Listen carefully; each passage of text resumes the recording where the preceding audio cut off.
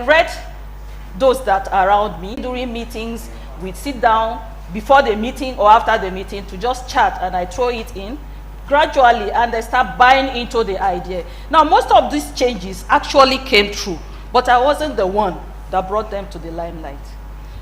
It's others who are in better position to get the results that I wanted that were able to effect the change. Wow. So that's what I'm talking about. Okay. All right, let's quickly move to the third question, right? And then we move to the last one. Okay, thank you very much. My question will go to maybe persons who are Honorable Chokora and maybe the Honorable Commissioner.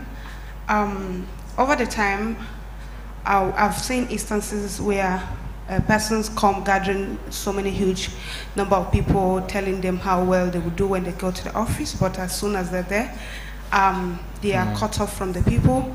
And mostly, sometimes I know that there are town hall meetings which political offices holders need to be holding with the people to listen to those issues that the people have. But my concern here is, finally, that when you're there, as you're here now, how open are your ears to listen to those criticisms that the ordinary masses, because I know there are stakeholders, sometimes they call in stakeholders, which sometimes they call big interests of that person holding the political office, but the common people here suffers it, which they are looking for an avenue. Even accessing this people's office, it becomes a problem. So they don't know where to go, who to tell, and sometimes they send a message through maybe a stakeholder, the message is communicated, and the political, they'll be pressing you. Meanwhile, the main issue is lying there, which the ordinary masses are suffering and are inching to hear. So to a point when they don't get access to you, they start throwing criticism, they start criticizing, putting public rights up, and maybe insult out of anger. How well are your ears to listen to those criticism, constructive criticism, and to make an adjustment over time as you are holding political offices? Wow. Thank you. This is an important question for Honorable Commissioner and Honorable Tukura. Thank you. First of all, I think your question is two-pronged. The first aspect is asking how do you manage to maintain those ideals when you get to office and not change? It still brings us back to the issue of values. We will keep talking about values here. What do you believe in?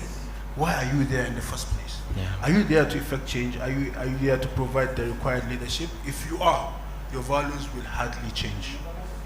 But if you aren't, the moment you are just doing it just for optics, at the moment you win election, the real you will come out. I'll give you an instance.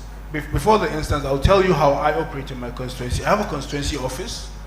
If you reach out to my constituents, they will tell you the hardest thing is to get me to talk to them on the phone. I think it's a flaw, but I'll explain to you again.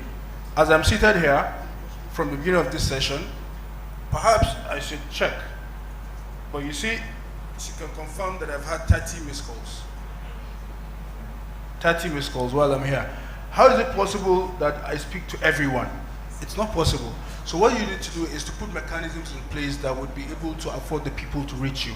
I have a functional constituency office, very functional. And then every now and then I reach out on Facebook. Facebook has been one tool that has maintained communication for me and my constituents.